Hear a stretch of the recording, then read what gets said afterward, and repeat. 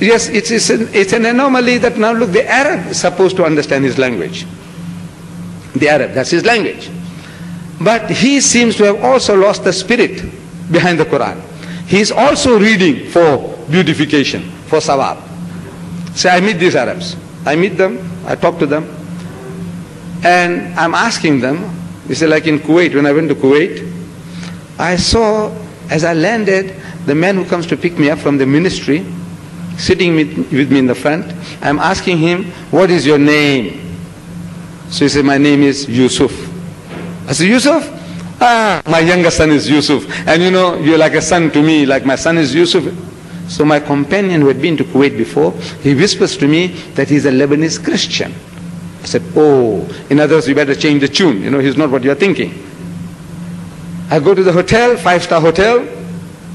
I see the receptionist. From his complexion and dial, I can make out he's a Hindi man from the subcontinent. So I'm asking him, where you come from? So he said, India. I said, where about? He said, Bombay. I said, you speak Gujarati? He says, no. I said, that's funny. I come from Bombay and I can speak Gujarati. How is it that you come from Bombay and you can't speak Gujarati? He said, no, I'm a Goanese Christian. I said, oh, name Stephen.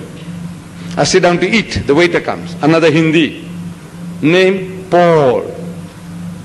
So I asked him, I said, you Paul? He said, yes. I said, robbing Peter to pay Paul, huh? Just a joke, you see. He said, no, my father is Peter. I said, oh. Christian, Christian, Christian. He's eating the cream of the land. When my brothers in Pakistan are hungry for jobs, my brothers in the Sudan, in Egypt are hungry for jobs, in India are hungry for jobs, and the Christian is eating the cream of the land. So, I speak to these people, this younger generation. I says, you know, when I came, this is what I saw.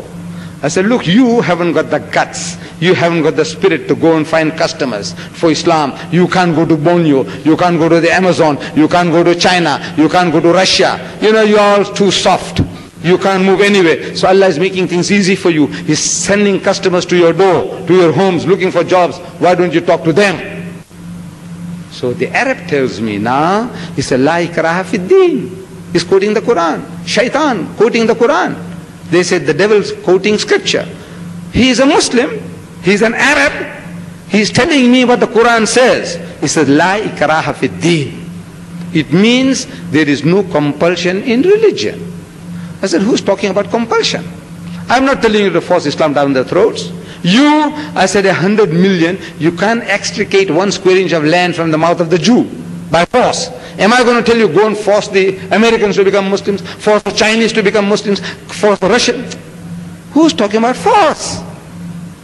Another guy, I tell him, he said, Lakum dinukum waliya din. This is quoting the Quran, the Shaitan. I said, you know, look, this is as a last resort when everything fails. You try. And when that guy says, hey, I'll put a knife through you, then Allah tells you to tell them, وَإِذَا خَاطَمُهُمُ الْجَاهِلُونَ قَالُوا سَلَامًا. When you meet the ignorant one, say peace. tum tumhare raaste, hum hamare raaste. That is as a last resort. If our Nabi started with that, there would have been no problem. If he started with that, we wouldn't have been Muslims today. But you see, he has lost the whole thing. But there's one thing good about the Arab. I'm hammering him, wallah, I'm hammering him. And I tell you, he loves it. This is the beauty of it. He loves it because he knows it's coming from the heart.